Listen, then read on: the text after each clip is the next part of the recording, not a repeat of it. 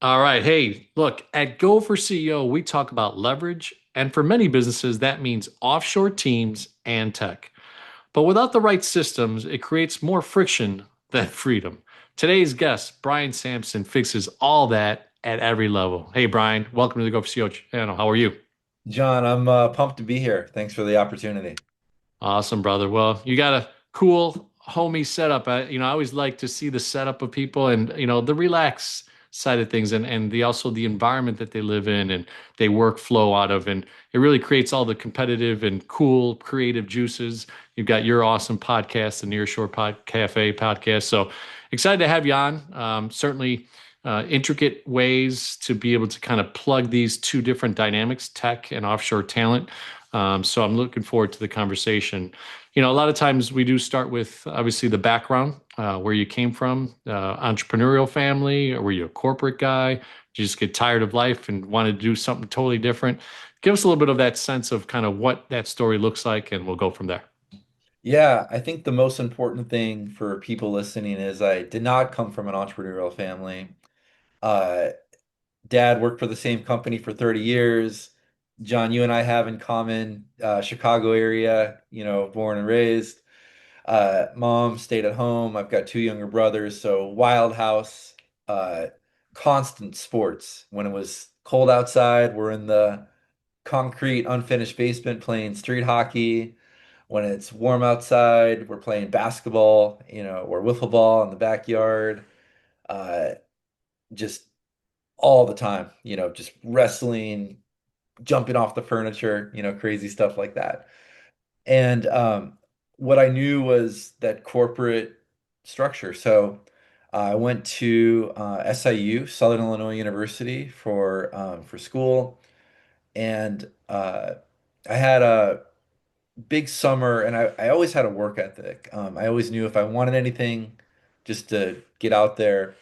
So I was mowing grass, tarring driveways, all that when I was, 12 years old. And um, so I was never really afraid of hard work.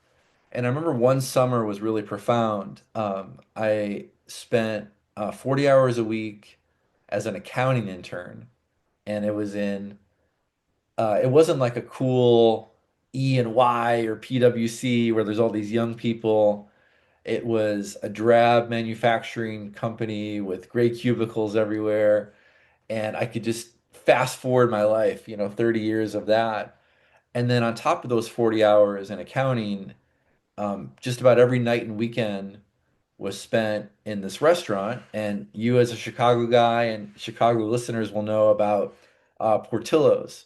So I worked my way up at Portillo's and was kind of like a middle manager there and just loved it. Loved like the cultural dynamics of the kitchen staff was mostly from Mexico, and we had all this fun. And I was usually the late night closing guy, so we'd throw the Mexican music on, while everyone's cleaning up, and learned all the intricate operations and how culture came together, and training and recruiting and onboarding. So I was kind of fixated on that part. So I went back to SIU, changed my major, and wanted to do more general management HR stuff. And then got right into the corporate world in Chicago. And I'm not like an outward hardcore extrovert, but I'm fiercely competitive. And right away got into this staffing agency world. And staffing agency, you've got this bullpen in the middle. There's no cubicles. It's just loud. Everybody's aggressive. You're on the phone trying to make stuff happen. And there's whiteboards everywhere of everyone's performance. And I was a sports guy growing up, so stats were always part of my DNA. I could calculate batting average and earn run average and stuff on the fly. And I was always the guy that not only knew all my stats, but I knew everybody else's stats and their conversion ratios and where I ranked. And if there was a contest, I was going to win it. Eventually, kind of worked my way up, and later on, ended up in California. Uh, Instead of the agency side, I went in-house. So I was in-house at a bunch of tech startups, um, became the VP of talent. So just focused on one company. You raise capital out there. It's everything you think of when you think of San Francisco, of MacBooks, hoodies, exposed brick offices, and you're trying to hire a bunch of engineers. The show Silicon Valley on HBO, hits it pretty well if anybody's seen that. And did that for a little bit. And that was kind of my real exposure to entrepreneurship. It wasn't the traditional world of plumbers and electricians and bricklayers and the guy that owns the deli down the street. It was billion-dollar companies and raising tons of capital and venture investors and founders and this environment. So that was my kind of taste of it. Took me a while before I felt like I had the confidence to go down that entrepreneurial road. Um, but it wasn't until I was right now in my mid 40s. I was in my mid 30s when I finally had that confidence. Had a thesis, found an investor, and that led me to moving and living in Buenos Aires, Argentina for a year. Um, it's interesting because the voyage, right, of an entrepreneur can be t twists and turns, right? Sounds like you had different industries that you were a part of, Yeah. and then all of a sudden, whoop, you're in Buenos Aires.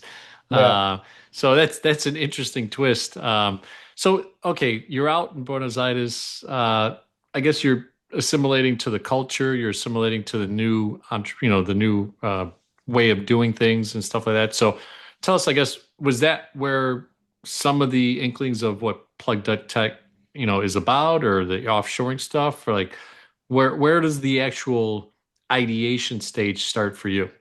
Yeah. So I've had three companies that have really leveraged Latin America. That first company when I was in Buenos Aires, so we raised capital, but not nearly enough to build a company in San Francisco, where engineers cost $500,000 a year, and it's just crazy. Um, by the way, if you're making $300,000 in San Francisco, you can barely afford anything. It's such a wild city. So we decided to put our whole team in Buenos Aires minus sales, which would be in San Francisco. I've got two young kids today, but at the time I was newly married and told my wife, "Hey, got this exciting opportunity. We've got some money. We raised capital, and I don't want to do this from a distance. I want to get my hands dirty." So moved there with her and experienced, I think, entrepreneurship on easy mode because I had capital, but on hard mode because I'm doing this in a different country. And for those that don't know, you see these lists of like easiest countries in the world to do business. Singapore is right up there, and the US is pretty high on that list. Maybe Dubai. And then you got to scroll really, really far down that list. And then you see Argentina is like 150th or something out of 200 countries in the world. Uh, it's ambiguous. If you want to build or start an entity and register an entity, I did it all by the book, had an attorney, and it turns out it takes about 4 months and a lot of prayer, and bureaucratic approval to get the entity off the ground. I'm taking the ferry to Uruguay to get US dollars and coming back and paying my team. In the meantime, we're trying to buy laptops in bulk in a country that doesn't have a credit system. So you can't just put it on your Amex and pay the bill later, or even tell the company, "Hey, can you deliver all the hardware today? We'll pay you net 30." Nope. Uh, I've got a suitcase of cash that I'm, buying laptops with, right? Hmm. Um, but at the same time, incredible quality of life, tree-lined streets, the best steak I've ever had in the world, amazing wine. This thing, which was like an addiction for my time in San Francisco, put it on the table, and I'm just conversing for hours at dinner and talking about politics and current events and my thoughts and family and dreams and goals. And it was awesome, So, um, fast forward 4 years later, I had since moved to Oahu, Hawaii, and there's no easy way to get from Hawaii to Argentina. Started having our family. We've got two young kids, and decided to sell my shares. But I was so excited by the talent that I've been working with for the last 4 years in Argentina. Just problem solvers, amazing English speakers. People even ask me like, how did my Spanish get when I was there?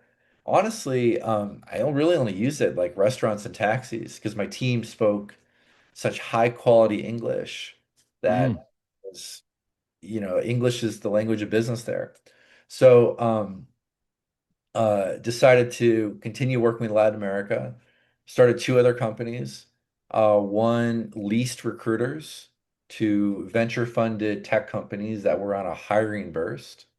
Most of our recruiters were in Latin America. They spoke such high quality English that they were recruiting US candidates for US companies in the US, but the recruiters were all in Latin America, and the candidates really had no idea. It was Miguel from Brazil calling John in San Francisco about a software engineering job for a company in San Francisco and sourcing them, closing them. But this all leads to Plug. And Plug is something I've founded about 4 years ago, but kind of used this 11 years of Latin America experience. And we do staffing. We're basically the connectors between all this incredible talent in Latin America to growing US companies. And it's one thing to use like Fiverr or Upwork, which certainly exists if you want to do it yourself. But you'll quickly realize that the best talent is not on those platforms. And that's where we make the introductions. If you really want the cream of the crop, that's where we come in and we take care of all the compliance, payments, hardware, team growth, onboarding, all that stuff. So you can just focus with your Latin America team member on the actual work. You said something interesting earlier that, being in that Silicon Valley world is much, much different, right? In fact, the salary range is different just because it's so high Yeah. to the cost of living is so high, right? I watched a recent podcast with one of the co-founders of Palantir, and he talked about the ecosystem that there is, and you don't really realize, networking is genuinely one of the best ways and connectivity and alignment with the right people to find jobs. But from what I heard in that podcast with him, he talked about they had like parties and they had, like Stanford top people connected with other Stanford people, and then they brought parties together, and then the Peter Thiels of the world is like in the mix of the people, and then oh wow, like hey, I want to go work at that team and stuff, and it's so interesting because that ecosystem of recruiting and putting the right talent together has always actually been kind of intriguing to me. I'm recently going through some scenarios that are bringing on those people, and it's a different mindset, right? So when you start plug.tech, that is really servicing the community, right, with the right talent. But how did you have, was it marketing driven? Was it, Facebook, these types of things? When I'm hearing that the ecosystem is very tight within the human to human touch. So how did you build that so much from the, outskirts, right, in Buenos Aires? Yeah, so there's really three different companies that I've had, and they each had a little bit of a different type of customer, and I can talk about that and like how we acquired them. So the very first, we were building solutions for fintech companies, so much more of a solutions business, software driven. And we would, leverage a lot of our investors, for contacts. That second one where we're releasing recruiters, this was really my personal network of people that were in my peer group when I was running recruiting for tech startups. So they happen to be running recruiting for a different tech startup. And we all kind of have the same issue of no company has like a big recruiting team on standby. They usually have like one recruiter guy, and then they raise all this money, and it's like go, go, go. But it's very, very difficult to hire 20 engineers next month when it's just one person and ton of messages and outreach and whatever goes into that. So we were like a turnkey sourcing team, and a head of talent could call us and say, we just closed on our $20 million round. We've got to hire a dozen engineers and a bunch of salespeople and whatever. And we would uh, basically embed into the recruiting team. And we're not there forever. We're there until we filled the roles. So, Mm. couple sourcers, couple recruiters for 6 months. And eventually we had about 20 customers, about 60 recruiters, that were on projects. And that really was my network. And everybody kind of knew me as the turnkey recruiting team. And we would fill all the jobs, move on to the next one. The company that I'm focused on today is Plug. And Plug really, again, is a lot of like our own network, and you get to be my age. I'm in my mid 40s now. You just, you know a lot of people. But I think what's also interesting is we don't think about it when we're 24, but eventually you go from 24 to 34 to 44, and people get older and more senior in their careers, and they're in director roles and hiring roles. And the guys that, we used to be at the bottom of the ladder and, uh, barely making any money and spending our last paycheck on, beers, downtown Chicago. 20 years later, they're my clients, right? And now they're in positions of seniority and, they're able to make decisions. So the investments you make early in your career, pay off a couple decades later in relationships and long-term customers. So it's interesting, right? You planted a flag in this industry, right? And you started to become an expert. And like you said, right, it does take that 10,000 hours mystery scenario, right, where you become an expert based on the work that you put into it. I'm still very curious, for those watching, right, taking making that decision to go to Buenos Aires, and then you go to, oh, you said Oahu, right, or Hawaii. All right, yeah. Um, um, those are offshore scenarios of mainland US. So how did you still continue to create that connectivity within the industry, even though you were servicing it? Were you Yeah. flying back and forth still a lot? Were you still hosting events, maybe? Were you going to industry seminars? What were some of the secrets of, you still playing kind of from a plugged in scenario, touching, face to face? Yeah, I got lucky in the way of the COVID world, is really where I had my best years. And Mm. um, being in Oahu was just like everyone else. Like we were just dialing in on Zoom. So a lot of the sales calls, customers that I closed were on Google Meet and Zoom. I think there's a push back, and now there's a lot more coffees and dinners and so forth. But I was able to get a lot of meetings on Zoom and Google Meet and turn those into business, turn those into happy customers that have followed me, as I've provided different offerings later. All right. Well, that's good to know, right? I mean, obviously the pandemic did shift a lot of the paradigms of how Yeah. to do business. I will say still living in the Chicagoland area, I quickly get reminded when I have an appointment in downtown Chicago, then I have to go to Evanston, which is kind of North Shore, and then come back to Naperville. I'm like, man, I could have had like 7 appointments on Zoom. What it just took, 45 minutes, an hour and a half parking, 45 minutes, an hour and a half. So, um, it is a good reminder, right? I think, and like you said, I mean, there is a push back to coming back to, shaking hands, looking someone in the face, breaking bread and these types of things. So it's an interesting dynamic of, technology still being very much a force of nature, AI obviously creating some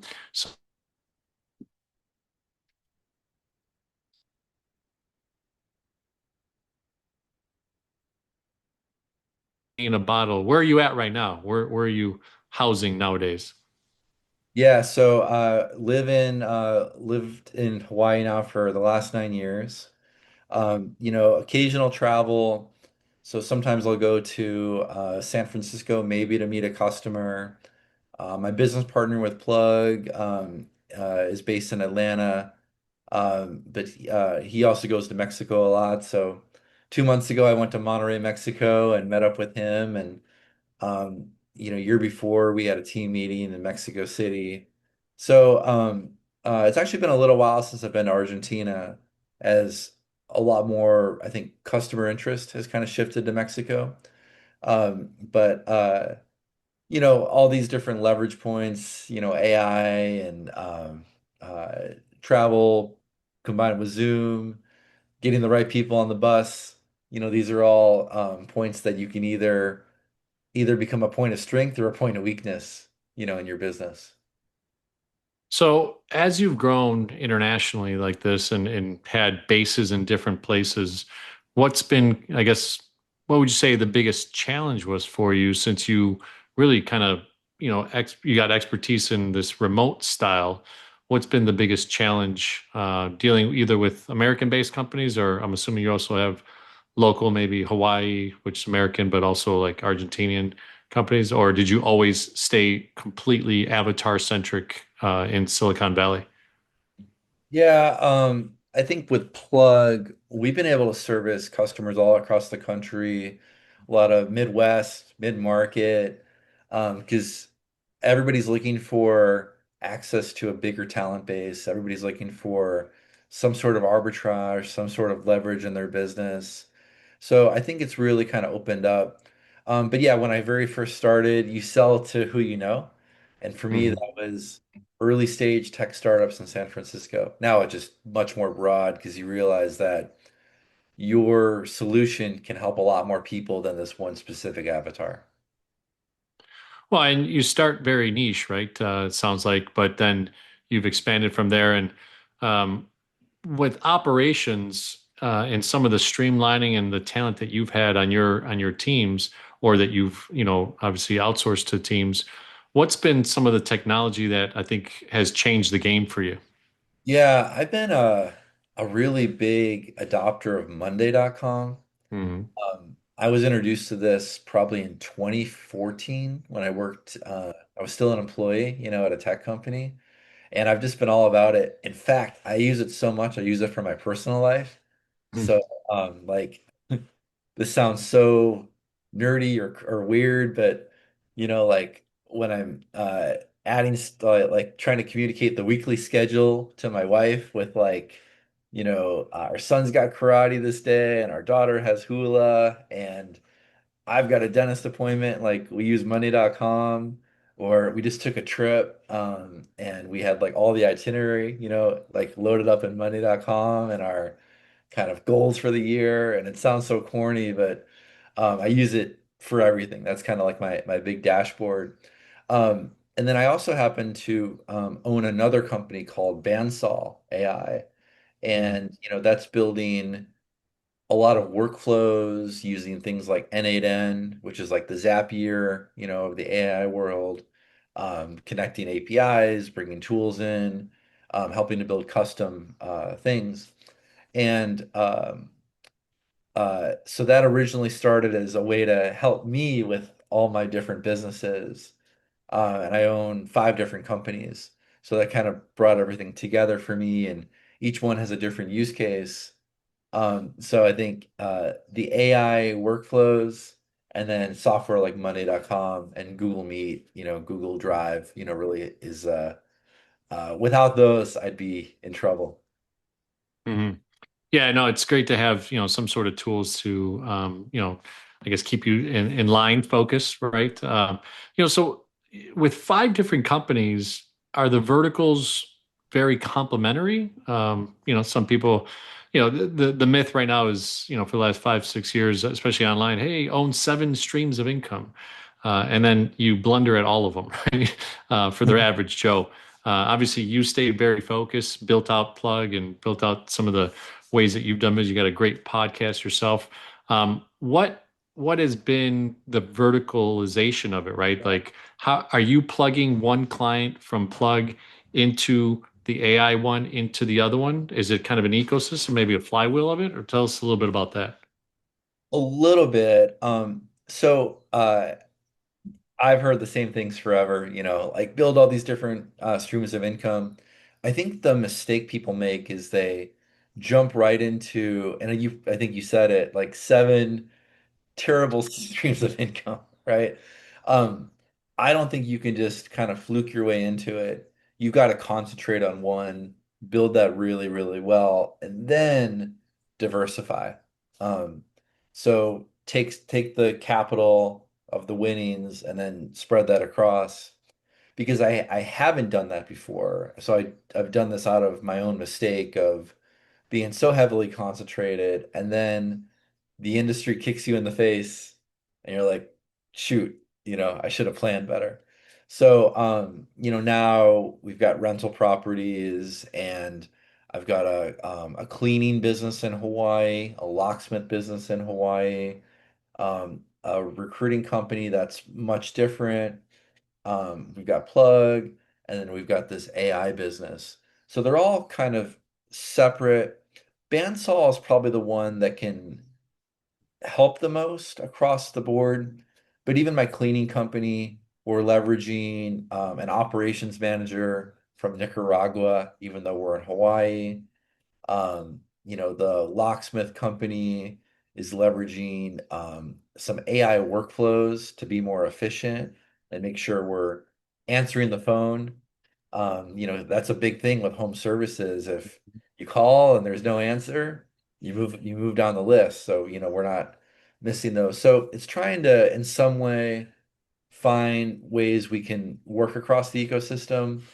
Um, but the bigger thesis for me is if one is having a tough quarter, I've got four others that are hopefully not, and my family doesn't suffer if something crazy happens in the market. Okay, so I've got two questions lingering in my mind, but I'm trying to decide which ones to go to. So, all right, is leadership something that you have gravitated to so that you're not in five different business, you're on kind of a almost like a holding company pattern. So how have you brought in the right type of leadership to make sure that those companies are running correctly and they may report to you once or twice a week? Yeah, that's exactly the setup that I've had. I think it's really difficult to do that without having been an entrepreneur and operator yourself. Hmm. So I have been in that seat, for a good decade and kind of grizzled through, hard times, good times, hired my own team, had to develop them. There's a lot of wisdom that is acquired, and then it also helps you hold operators to a fair standard, a high standard, but a fair standard. So your expectations aren't, crazy and everybody's burnt out. Um, the but each business, though, has their own operator. What I tend to look for are people that are like really ready to work for their own retirement, and I make sure that they have meaningful equity in all these businesses. So it's not me owning 100%. There's usually a significant chunk that goes to them, and especially based on performance and owner distributions. And the real value add, like I have yet to change a lock or clean a house, even plug, I'm not filling the roles or anything like that anymore. But I'm ensuring there's enough capital in the business. I'm ensuring there's a clear market position. and I'm looking for points of leverage all day long to kind of help move those businesses forward. Mm. So one question that comes to mind to go even deeper on that one is, with some of the access that you had in your early years of Silicon Valley, building a business that was kind of centric to serving those people, what are some or who are some mentors that you've used, if any? Maybe it's just books, tapes and seminars that you learned from, but is there any particular mentors that kind of creeped into your life and you said, wow, this is someone that I can hold on to and maybe it was 20 years your elder? Is there any examples of that for the journey that you've been on? Yeah, what was really interesting is I think the person that I learned the most from was I reported to one of the co-founders of a tech startup in San Francisco. And this was a guy that was actually younger than me. So he was 4 years younger than me. And I think that was a big kind of shift for me. And I've always, I think prior to that moment, um, maybe it was like a little chip on my shoulder or something, but like I can only learn from like the grizzled veterans that are, much further along.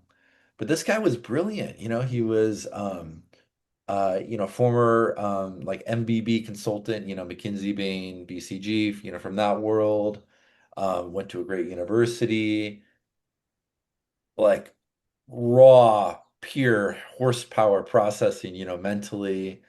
Helped me understand like the VC investing world, term sheets, operating models, assumptions, setting proper goals, um, communicating.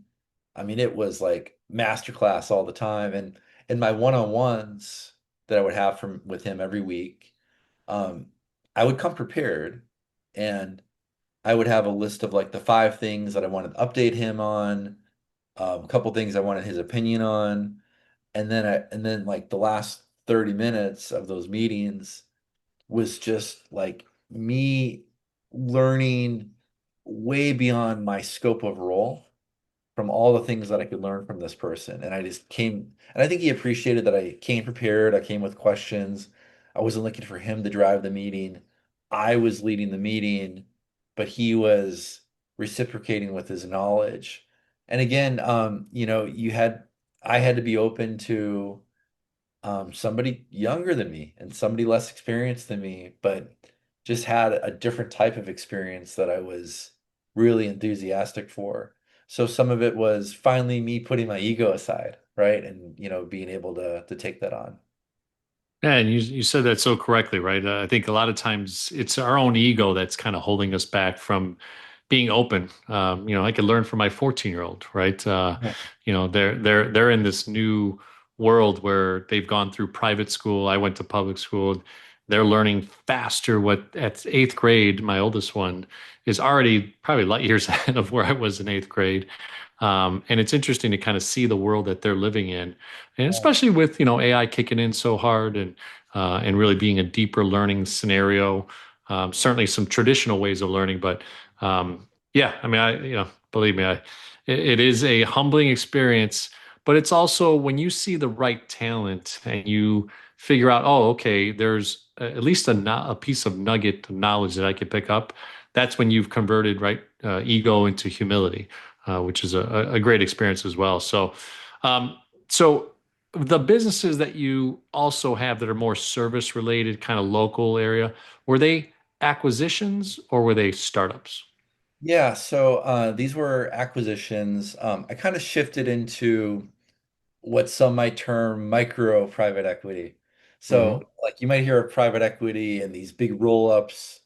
In the home services world, you hear of like HVAC or plumbing companies where a private equity company comes in and, pays 6 times earnings for a plumbing company, but they do that for 10 plumbing companies and then turn that into like a giant monster plumbing company.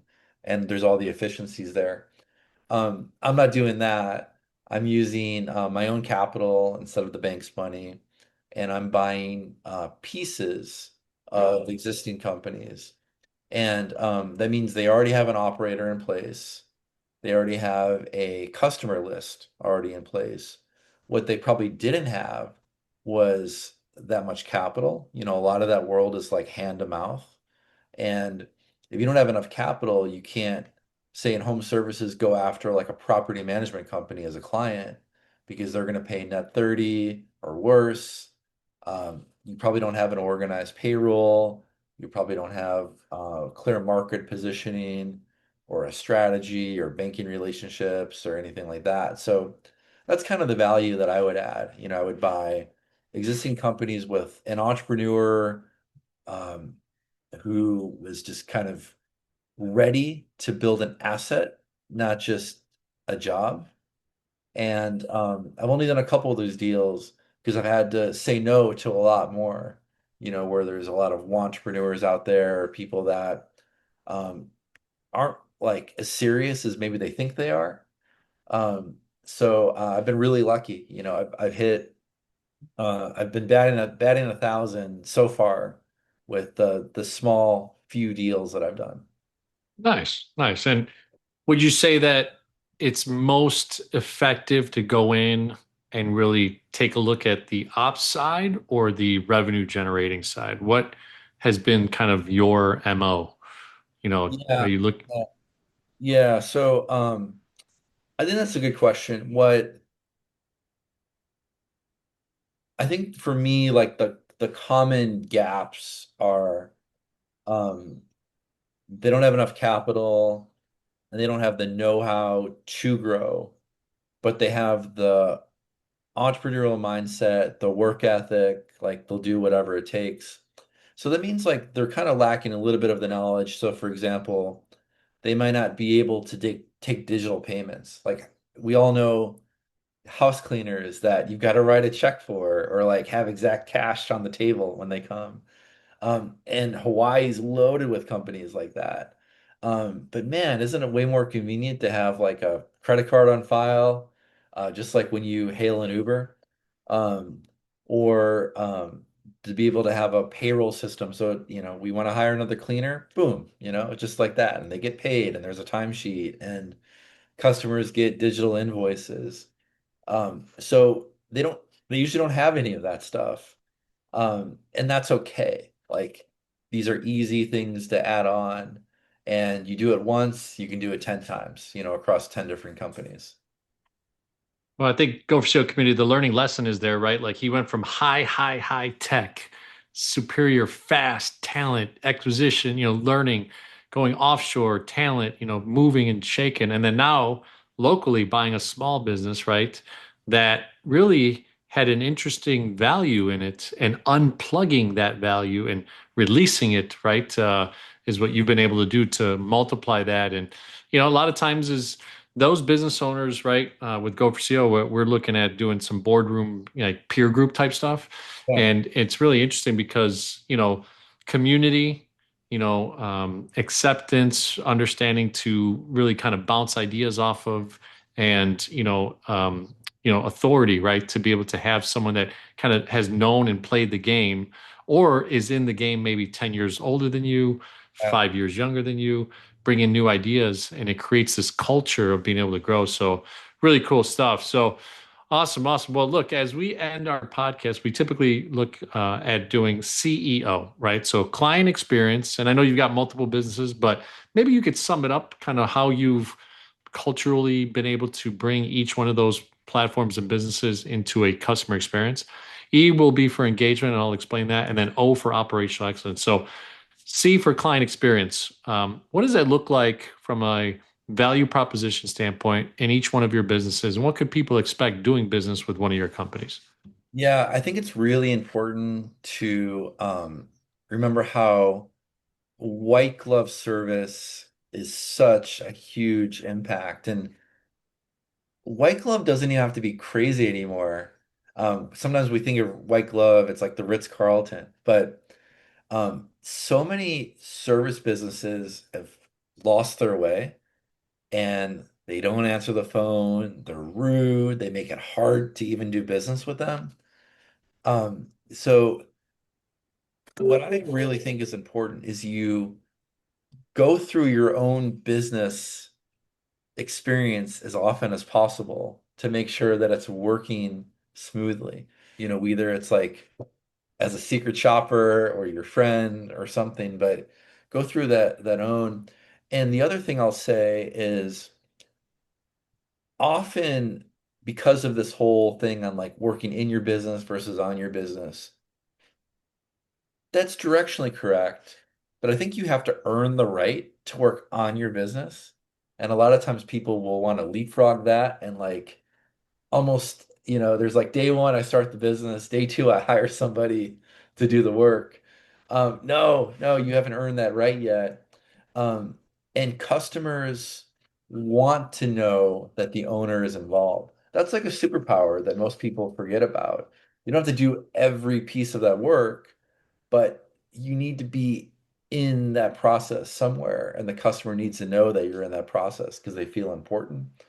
So I really encourage that, whether it's a cleaning company or software staffing or anywhere in between, that you don't let go of that customer relationship.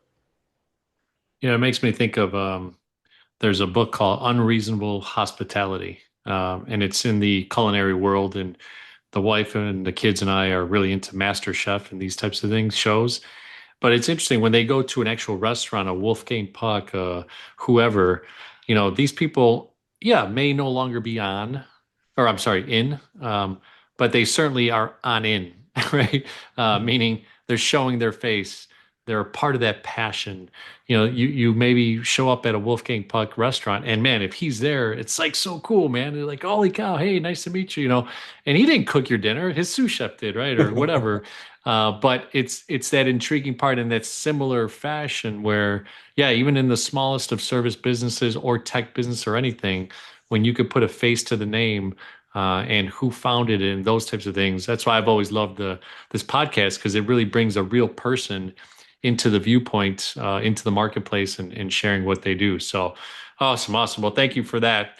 The second one is E for engagement, right? And Brian Sampson, the individual, the human being, I'm sure obviously has certain things you do with your wife and your kids. You enjoy your family. But what are ways that you like to engage with clients, vendors, potential staff, employees, teammates? What are some things that you do? Are you a retreat guy? Do you bring them out to Hawaii since it is, fantasy island out there? What is ways do you like to break bread? What are some ways that you like to engage with people? I think it's really important to share my personal story and my kids and my wife, and I want them to do the same. Um, I think people need to know, there's that quote of people won't care until they know you care or something like that. I totally butchered that, but they need to know that you care about them as a human before they're going to care about your business. So I try to do that really early, try to understand who they are and ask a lot of questions and divulge about, my story. And I think that matters. Awesome, awesome. And are you so you're sharing, right? That's one way of engaging. All right, but do you like events? Are you breaking bread? Do you like to go shoot guns? Like, is there anything that would be an activity wise, or are you more of just kind of that interpersonal communication? Yeah, I think interpersonal matters. And then, usually once a year, we'll try to get everybody together. Okay, interesting. Between all the companies, or Each company's separate. each separate? Okay. In Hawaii, we happen to host like a big giant Christmas party for our neighborhood and friends and family, and we make sure to invite the operators of those Hawaii businesses. For the Latin America one, we all met in Mexico City recently, Monterey before, Argentina. So we try to get everybody together in a group and make that personal connection. All right. Well, maybe next time you're on the show, we're gonna have to have you on the beach or watching with palm trees behind you or something, because it's a little deceiving your background, right? Yeah, yeah. That Well, that you're in. yeah, it's funny. Sometimes I don't want to put Hawaii on my LinkedIn profile because people think I'm like out on a stand-up paddleboard or something all day. What's up? Hang time, baby. So awesome, awesome. All right. And we've touched on this a little bit, but again, Monday.com has become an essential tool for you. But operational excellence, if you think about all the businesses that you have, and our hook that we brought people in to deliver the message today, What are some of the operational tools and things that you feel like even in the next 6 to 12 months, people need to pay attention to? This sounds so basic, but it's a fundamental.